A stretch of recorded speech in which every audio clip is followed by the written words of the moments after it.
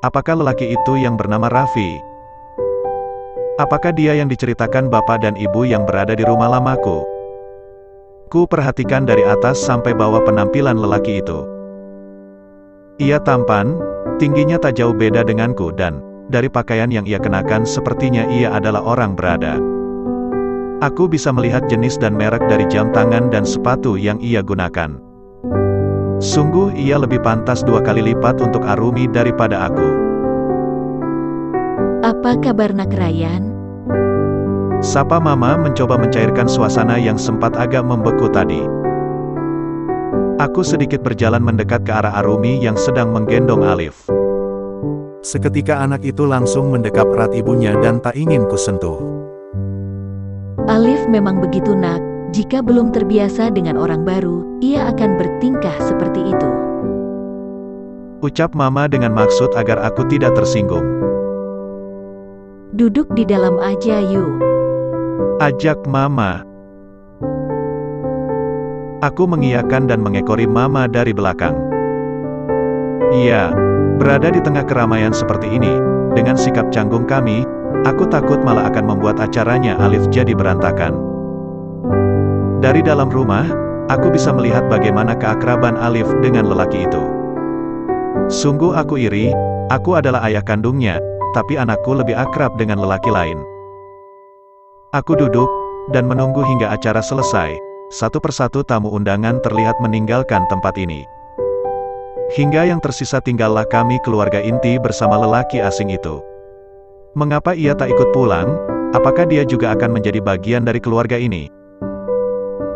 Aku duduk di samping Mama disusul dengan kehadiran Papa dan Arumi juga lelaki itu. Aku dan Arumi masih tak saling menyapa, suasana begitu canggung masih menyelimuti rumah ini. Hingga sampai aku berpamitan pulang, tak ada percakapan berarti di antara kami. Tak apa, bukankah ini yang aku inginkan? Melihatnya dan menyaksikan pesta ulang tahun putraku, bukankah ini sudah lebih dari cukup? Aku menaiki mobilku dan segera pergi berlalu dari rumah ini. Tapi sebuah tangan hangat, tiba-tiba menarik lengan bajuku. Nak Ryan, jangan terlalu diambil hati, Fari dan Arumi hanya sebatas teman. Mama hanya mau mengingatkan bahwa di antara kau dan Arumi, kalian memiliki ikatan yang tak dapat diputuskan sampai kapanpun. Berjuanglah demi Alif, berjuanglah sebagaimana dulu kau memenangkan hatinya. Aku terhentak dengan perkataan beliau. Apakah aku tak salah dengar? Beliau masih mengharapkan aku dan Arumi untuk bersama lagi. Mama yakin, semua yang terjadi hanyalah sebuah kesalahpahaman dan itu adalah ujian kecil untuk kalian berdua. Mama percaya sama kamu, buktikan kalau kamu tak akan mengecewakan Mama lagi. Mataku langsung berkaca-kaca mendengar penuturan beliau. Tak kusangka Mama masih mempercayaiku setelah semua yang terjadi. Terima kasih Ma, Ryan akan lakukan yang terbaik. Ucapku yakin, kemudian mencium punggung tangan beliau dan berlalu pergi. Entahlah setelah mendengar penuturan dari beliau, aku seperti mendapat kekuatan baru untuk menjalani hari-hariku.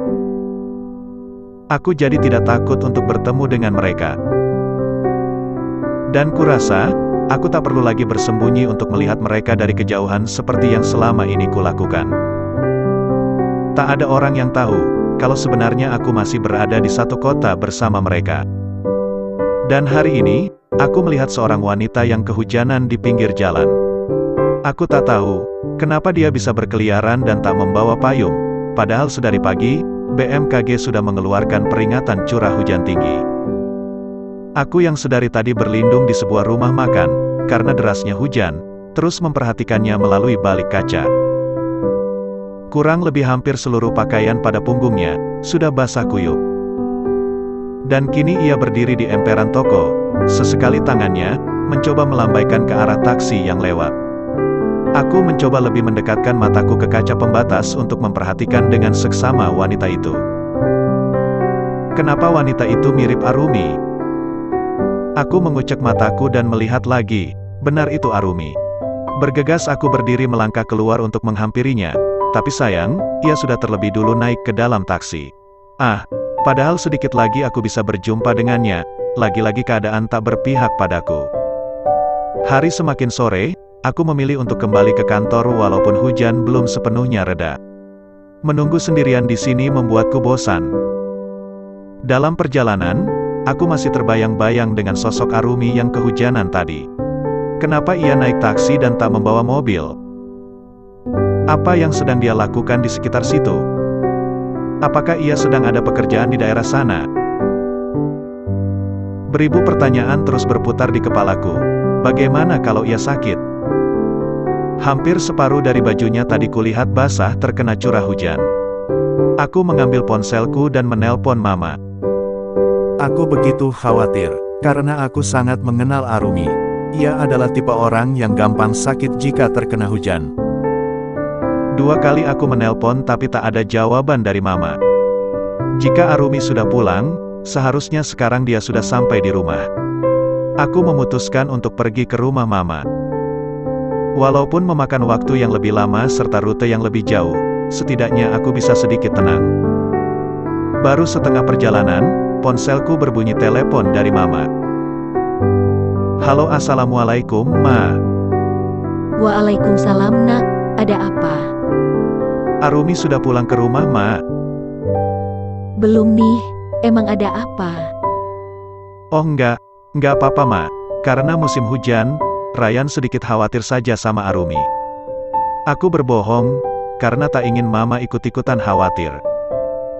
Oh iya, Nak. Arumi memang susah kalau sudah kehujanan bisa sakit. Iya, Ma. Ryan tutup teleponnya ya, Ma. Salam buat Alif. Assalamualaikum. Mendengar perkataan Mama, hatiku bertambah gusar memikirkan Arumi. Aku langsung memutar arah menuju kantornya Arumi. Suasana kantor sudah sedikit sepi, dikarenakan semua karyawan sudah beranjak pulang. Aku tidak berani masuk dan hanya memantau dari samping saja. Kurang lebih 30 menit, aku menunggu tapi aku masih tak menjumpai Arumi. Aku sedikit berlari ke arah parkiran dan segera mencari tempat untuk berteduh. Ku amati satu persatu mobil yang tersisa di halaman parkir ini. Iya, itu mobilnya Arumi. Berarti sekarang dia masih di dalam. Apakah dia sedang lembur?